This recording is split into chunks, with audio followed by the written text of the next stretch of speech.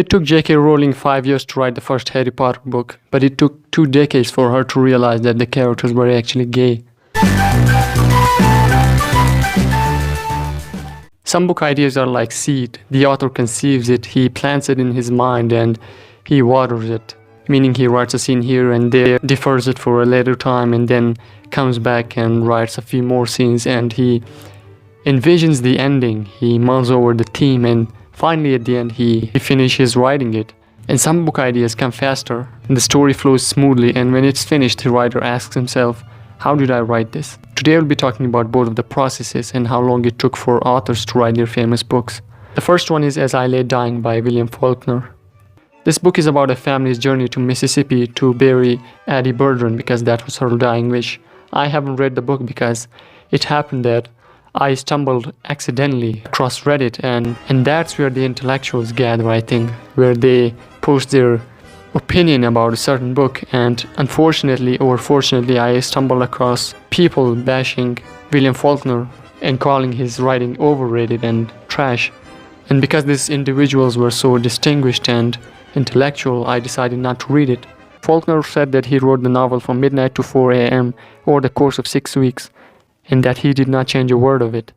Faulkner wrote it while working at a power plant.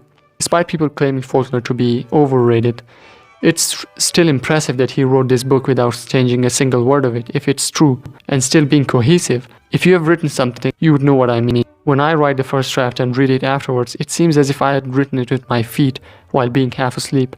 The second book is The Strange Case of Mr. Jekyll and Dr. Hyde by Robert Louis Stevenson. This bizarre tale of gothic/horror novella is 25,000 words, and it took 6 days for Robert Louis Stevenson to write this. It is said that while he was asleep, he was dreaming a few scenes and started shouting cries of horror in his sleep, and when his wife woke him up and asked him what was up, he said that he was dreaming a tale. He started writing and wrote the first draft in 3 days, and another 3 days to finish it off. Now, because of the sheer speed with which it was written, some people claim that he was on drugs, probably cocaine.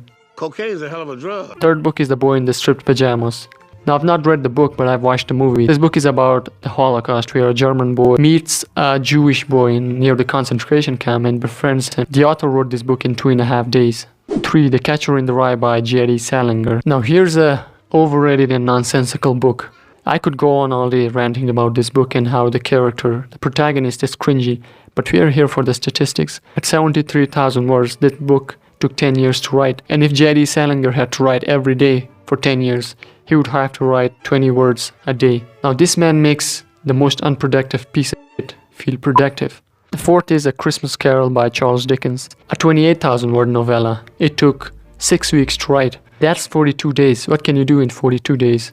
Write a few lines and then fall into procrastination because you have a sense of impending doom that's going to wreck your life if you don't take actions. So you make videos about how long it took other writers to write their books to feel like you've accomplished something. Oh wait, that's me. What more can I say about Dickens? That guy is an absolute Chad in the literary world. The fifth book is The Alchemist by Paulo Coelho.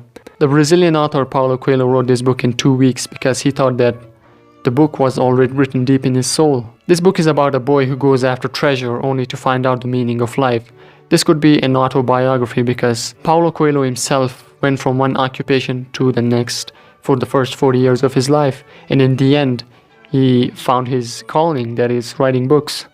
Next is The Lord of the Rings by J.R.R. Tolkien. It took 17 years for J.R.R. Tolkien to write about Middle-earth, the elves, the dwarves, the orcs. It's more than 1,000 pages long, and Tolkien himself said that he was a slow writer because at the time he was writing it, he was also a college professor, and so multiple times he put off the work and came back to it a later time.